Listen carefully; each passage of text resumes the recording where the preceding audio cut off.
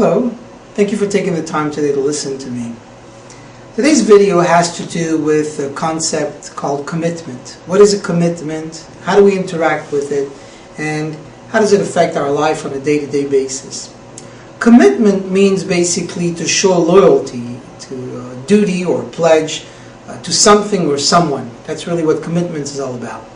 It's the interaction that's dominated by an obligation, and this obligation could be either between parties or between individuals based on a certain concept. For instance, a person is committed to a marriage, and that means that they are devoted to their spouse, and that for the rest of their lives that they will be committed to ensure that there is love, compassion, and goodness, and sharing, and so on and so forth.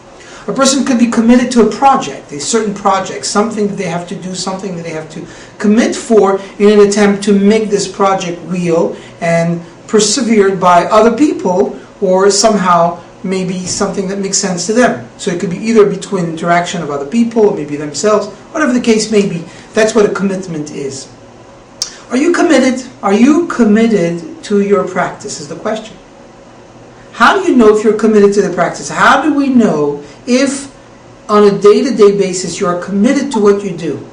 Commitment is not an easy thing at all. As a matter of fact, commitments sometimes are faulty. People are not able to commit. People are not able to follow through.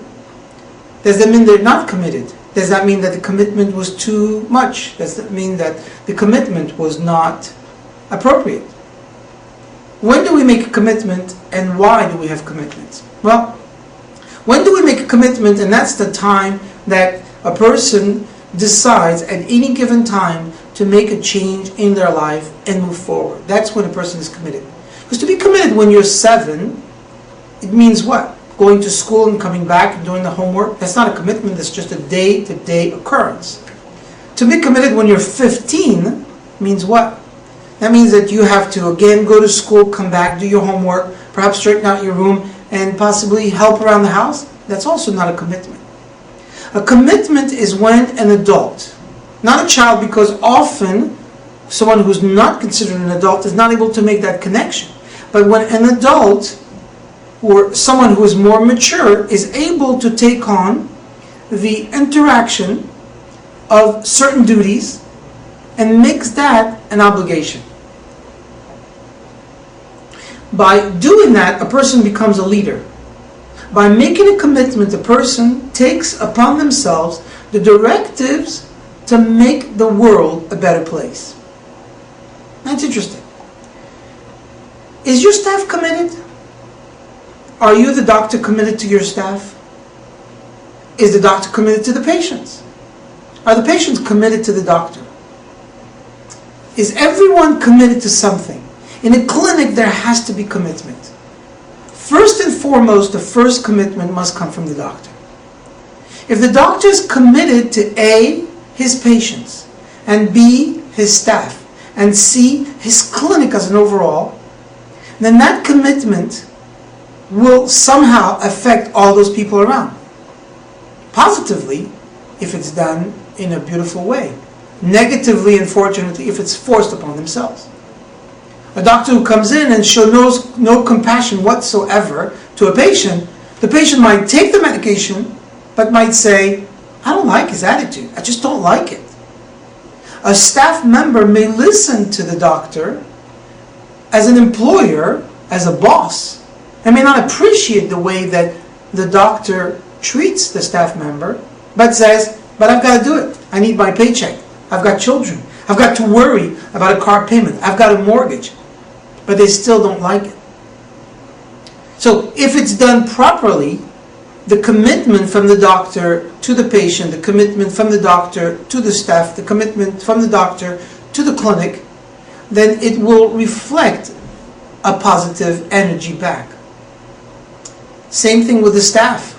If the staff is committed to help patients, and the staff is committed to grow the clinic and committed to the doctor's needs of making sure the clinic becomes successful, again, in a positive way, then the same thing will happen. Every path in a person's life serves a purpose. We often don't know what that purpose is, Although, when it becomes mature enough, a person realizes that that purpose is very simple. And that is to make a difference in this world. That's what the purpose of life is all about. At the end of the day. Now you might say, well, I have other agenda. For instance, to earn money. Well, that money is temporary. I mean, what happens when you become older? You no longer need as much money because you're now in a nursing home, and all you need really is someone to wheel you around. So does that mean that all the people that have become old and are just wheeled around in a wheelchair no longer have a purpose in life? Well, that's ludicrous. What about children who don't have specific needs other than being taken care of, being fed, and being put to bed? Do they not have a purpose? So we can see from that money is not a purpose. Money is a means to its end, to something that helps us get to our purpose. But our purpose is greater than money. Our purpose is greater than our health. Our purpose is greater than our jobs. Our purpose is greater than our life. Our purpose is something greater than all of us put together. And what is that? The purpose of every human being to make this world a better place. To make this world is such a godly, wonderful, loved place that it becomes now a holy place. It becomes something that we can call truly life. Your attitude, as you know, determines your action. But your action will indeed determine your accomplishment. It's through the fact that you have succeeded in actions one at a time that you'll accomplish what you've eventually wanted to start to begin with. You have to trust. On any given day, you have to trust your hope, not your fears. Often, we are fearful about certain things. We're not sure. We constantly wake up and give fears too much. And the attention that we're giving, the fear grows. Instead of trusting the fear, why don't you trust your hopes? Instead of feeding at any given time, your fears, why don't you feed your hopes? By feeding your dream and starving your fears, you will get your accomplishment to a level where you believe in yourself and you believe in the rest of the world. This will help you accomplish more in the world. This will help you commit to greater things and better things in the world. And I don't want to talk about philosophy. This isn't a philosophy class. It certainly is not a philosophy video. This isn't about some words or concept or protocols that are esoteric, something out there. This is about real day-to-day commitment to your patients. What I'm looking for is for the doctor to walk into the clinic on a day-to-day basis and actually do what is best for his patients. Now, we already know most doctors, I presume this is correct for all doctors, but we'll say most doctors are pretty committed to the health care of their patients. You're not going to see a doctor that just walks into the room and says, I can't wait for this patient to get out of here, and I don't care if they drop dead. I'm not concerned. It's not my problem. You're not going to see that. So we have to assume that most doctors, by the very nature of their profession and the years they've spent going through school and getting educated, are committed to their patients. Now, is this commitment transmitted to the staff and the clinic? That's a different story. Often the doctor will spend so much time worrying about their patients, they don't worry about their staff. Often the staff will spend so much time worrying about the day-to-day effect of the work they have to do, they're not concerned about the needs of the patient. Often you'll have the patients worrying so much about their life, they're not concerned about their own health. And they could care less about the doctor. They don't even pay attention to the appointments. And that's why you have so many patients not coming on time, so many patients canceling their appointments, so many patients not paying attention to your copays or deductible. They're not committed. Commitment is a serious means to show loyalty or a pledge to something or someone. That's what commitment is. It is an interaction but it's dominated by an obligation. It is an obligation to do that. Once you're committed, you are now bound. It's a silent oath, but you're bound by it. For instance, two people get together and fall in love, and then they get married. There's a commitment. That commitment to give to each other and share with one another is not clearly spelled out. I mean, obviously, we say those wonderful things to our spouses. I want to give to you, I want to help you, I want to love you, I want to be here forever, on and on and on. But it's not clearly spelled out. None of us have a 250-page contract with infrastructure bylaws showing every single commitment that needs to happen. Why? Because when a person is getting ready to marry someone else, we assume, at least we presume, that they are committed enough to life and the other person and mature enough to do so that this obligation will become part of their life, day to day. Often, however, we find that it doesn't have to be written. As a matter of fact, the saying goes that if you have something to do that's worthwhile, the saying goes, don't talk about it, just do it. Just do it. If you think for whatever reason your staff needs your time, your staff needs help, your staff needs guidance, your staff needs some type of direction or directives, no use having this big meeting about it. Just do it. If you think for whatever reason that as committed as you are, you have a negative attitude, change it. Make it different. Don't talk about it. Just change it. Snap your finger and become positive. That's all it takes. That's all it takes.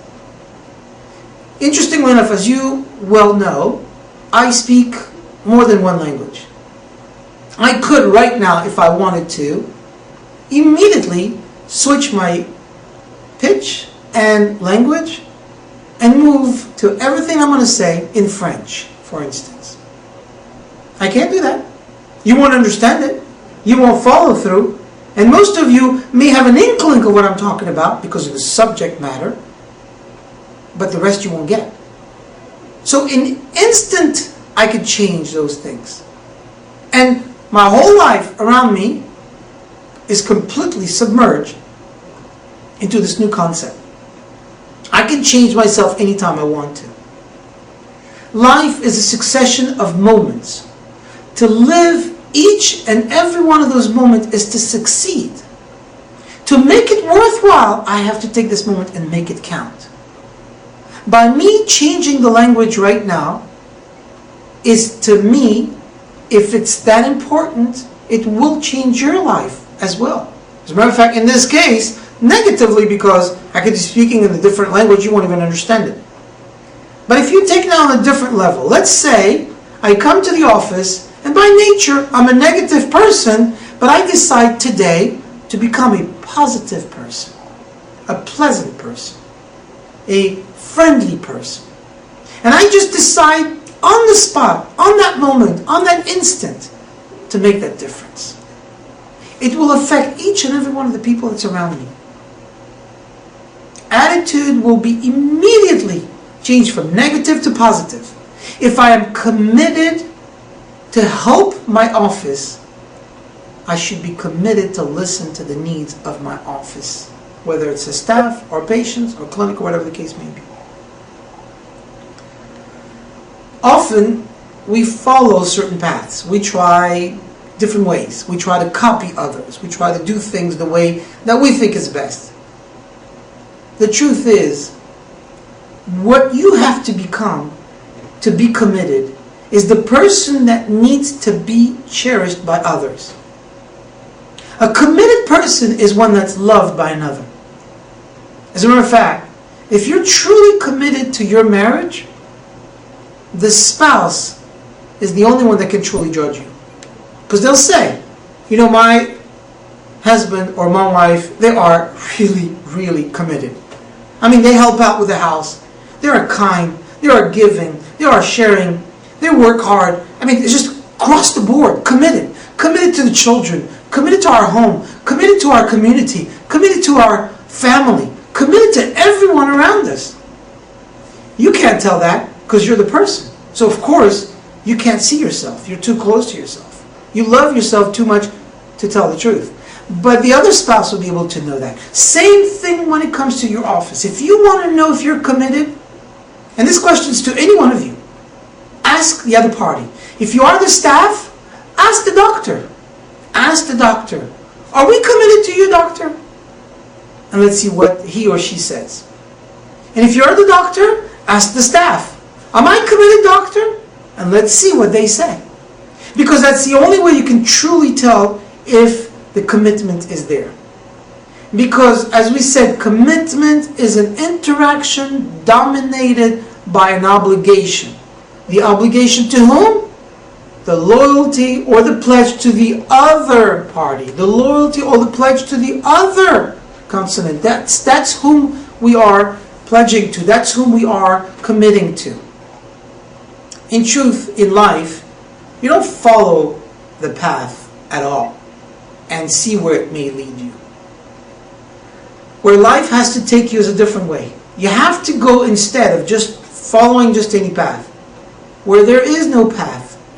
And there, as the saying goes, you can leave a trail. Go in an area that no one has done it before. And don't worry about things. Commitments are easy to do once you're in them. Prior to making the commitment, too many people think, can I commit? Will I be able to do this? What if I don't follow through? That's all the negative fears in your mind that are playing a trick on you. Commit above and beyond that. Don't let these things distract you. If you know it's the right thing to do it. Don't think about it. Just do it. Committing to your life, it's something that you have to do because every single morning, our soul, our body, just wakes up and moves on the path that has been led in front of us. Committing to other people, however, that's a privilege that each and every one is given. Are you going to mess up? So, where do we start from here? Number one, commit to yourself. Commit to yourself that you can become better. Commit to yourself that you will pay attention to the things that need to be changed and commit to change them. When? Right now. This instant. Second, commit to your family and your spouse and all of those that are very close to you, that are related to you. Because if you don't have a peaceful home, a peaceful life, it's very hard to be able to be giving or sharing with others. Third, commit to your staff. The staff before the patients. Because you have to create a team effort in the clinic in order for you to be able to share this with others. So commit to your staff and let your staff commit to you. Committed to each other, this interaction, that it doesn't become only an obligation, but a pleasure. Something that you want to do because it's worth it. Because it becomes the purpose in your life to elevate the world that you live in to a better place to be. Make it a godly place. Make it a holy place. Make it a wonderful, serene environment. Then you'll be able to commit to your patients. Not just you, the doctor, but also the doctors will be, the staff will be able to commit to them. And then everybody can commit to each other. That's what commitment means. Often, we make a difference between commitment and interaction. Commitment is one thing, interaction another. Interaction is the means by which these commitments are being interfaced. Many people also confuse commitment with dedication. It's two separate concepts. When a person is dedicated, it only means they want to finish a project. They are dedicated to that project. It starts at a certain time and it ends at a certain time. It's a project. I am dedicated to this cause. Once the cause goes away or gets resolved, your dedication is also gone. It's finished. I want to cook a meal tonight, and I'm dedicated to this meal. I'm going to make it a beautiful event. But when that event is gone, that dedication is also gone. A commitment does not have an end to it. A commitment has no final say. It's a continuous process. It's ending at the same time as life. People say that when you are committed, as a matter of fact, to a spouse, it goes beyond life. It's a beautiful thing. It's interesting. On a personal note, my father, bless his heart, as he was alive, did a tremendous, amazing thing for my mother. He loved her beyond imagination. And in that generation, when they got married, age of 19, 20, they were committed. There was no thought in their mind ever to separate or, God forbid, for whatever reason, ever be apart from each other. So my father was married to my mother, bless her heart, who's still alive, for 60 years. They spent 60 beautiful years together. And he passed away. And it's interesting. As you know, my mother lives in Paris, France. And when he passed away, and a couple of years later, I visited my mother. And I asked her, did she miss him? And she said, you know, I don't miss your father. He was so committed to our marriage, he's right next to me every day. I know that he's with me, and I speak with him every morning and every night. And I know he listens. I tell you what I miss, however. Every Friday, he would bring me a rose. One flower.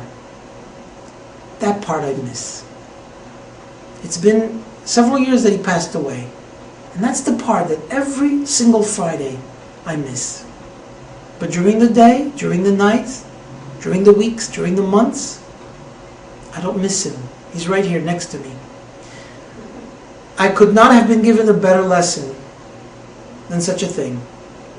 That's what commitment is all about. You could commit to that person, to others, and not be an obligation, but rather a pleasure. And if it becomes to that level, it's no longer something as a duty, but it becomes something that's part of you that you want to give to the other because you love the others. And you can commit to your children the same way. You can commit to your friends, your family, your staff, your people around you, everyone. Even when you go to the bakery, you could be committed to making that person happy.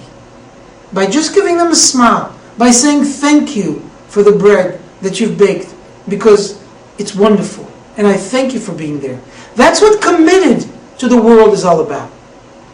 Being committed means giving of yourself and appreciating every single aspect of every single day.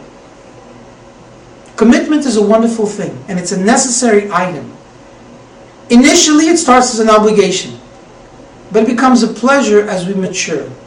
It becomes a true, valid, unadulterated, genuine duty that we perform with every fiber of our heart and mind and body for the pleasure of others. Often, not even asking anything in return. Once you reach that level, that's true commitment.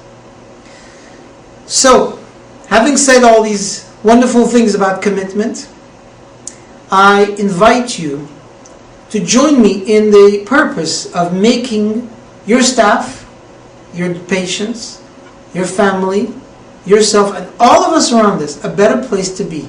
A place where godliness abounds and commitments are pleasurable. Thank you for taking the time of listening to me today. Thank you.